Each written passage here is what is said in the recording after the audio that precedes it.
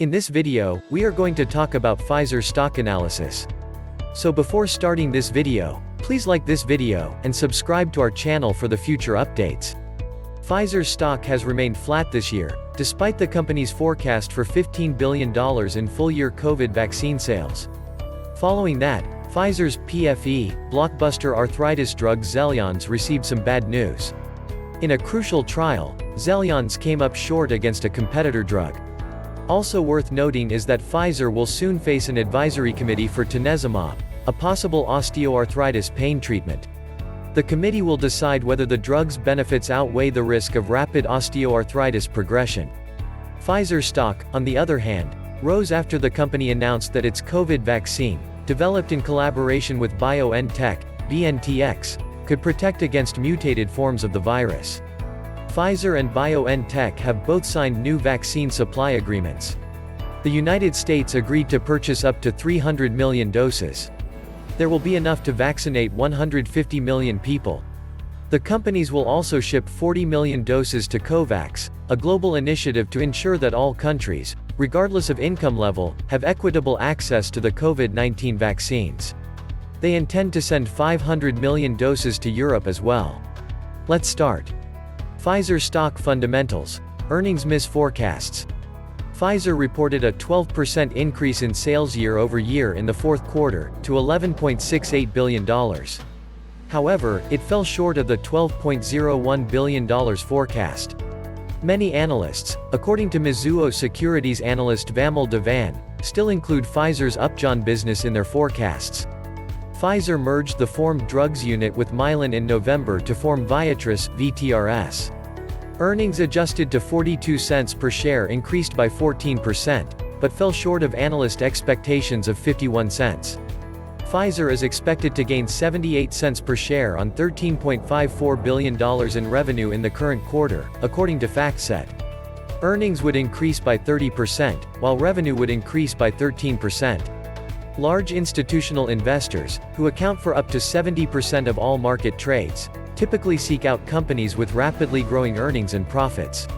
Furthermore, PFE stock does not comply with the CanSlim investment guidelines, which state that investors should seek stocks with year-over-year earnings per share increases of at least 25%.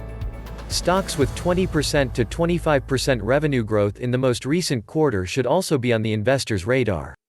Pharmaceutical companies' annual metrics. Pfizer's revenues increased by 2% to $41.91 billion last year. The Upjohn device was not included in this. However, this was still a drop from Pfizer's previous year of strong growth, when overall sales increased by 34%. Ibrance, a cancer drug, was one of the top sellers in 2020, with revenues of $5.39 billion, up 9%.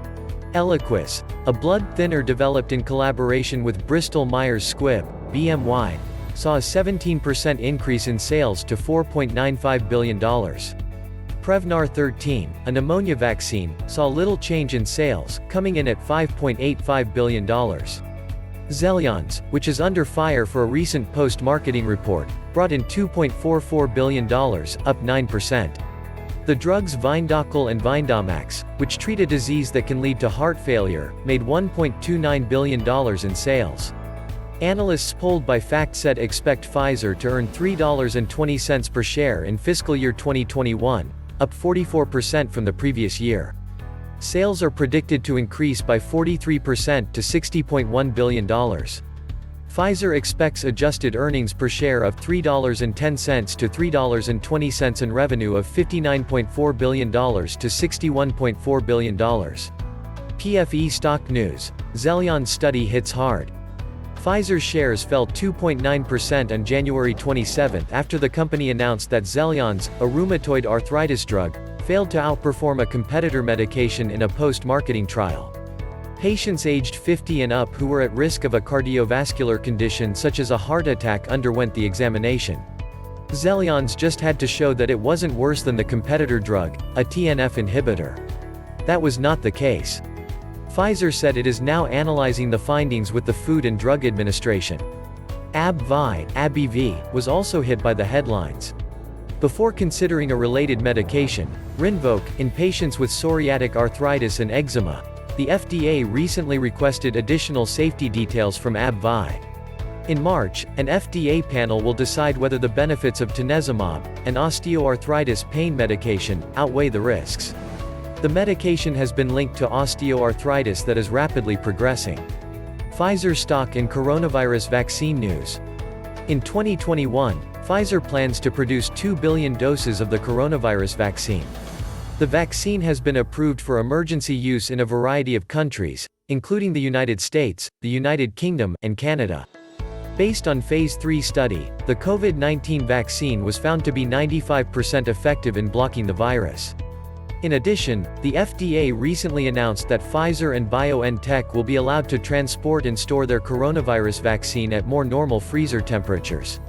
This is an alternative to a freezer with a very low temperature.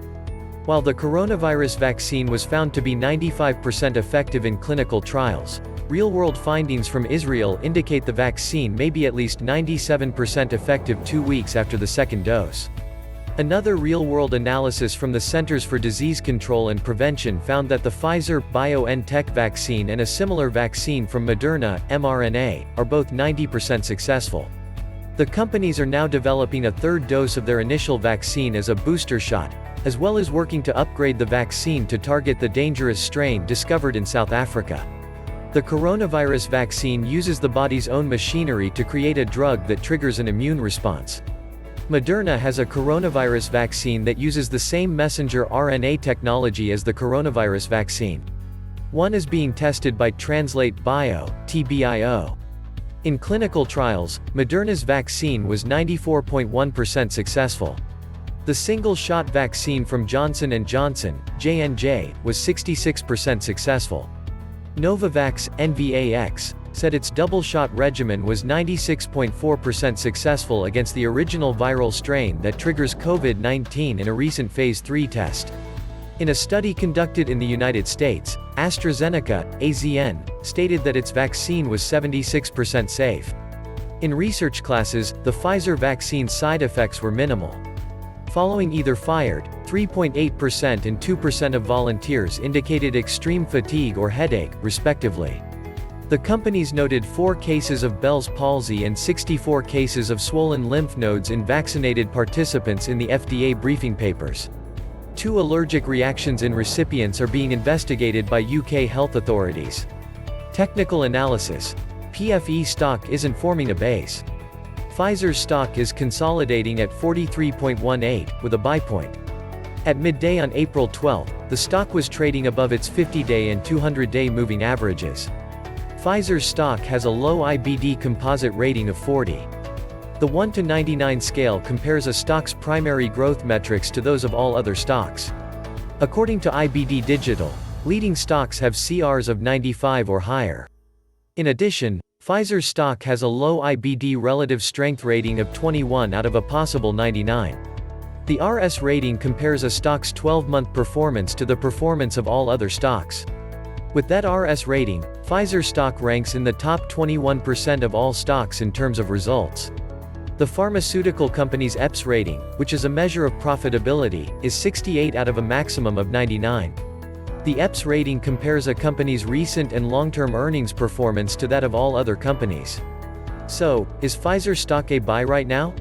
PFE stock isn't a buy right now, according to the CanSlim investing guidelines. When buying a stock, it's best to do so when it's within 5% of a buy point. Pfizer's stock has yet to surpass its current buy stage. Furthermore, the pharmaceutical firm is projected to expand in the first quarter, but revenue growth would not be strong enough to support CanSlim's recommendations. It's crucial to keep an eye on Pfizer's stock as it collaborates with BioNTech to produce a coronavirus vaccine. So far, the results look positive, but it will be interesting to see if the company steps up production now that it has received approval in the United States. Pfizer Fundamentals. The Fundamental Analysis module allows investors to assess Pfizer's intrinsic value by looking at all of the company's available economic and financial metrics and drivers, such as cash flow records, balance sheet account adjustments, income statement trends, and a variety of microeconomic indicators and financial ratios.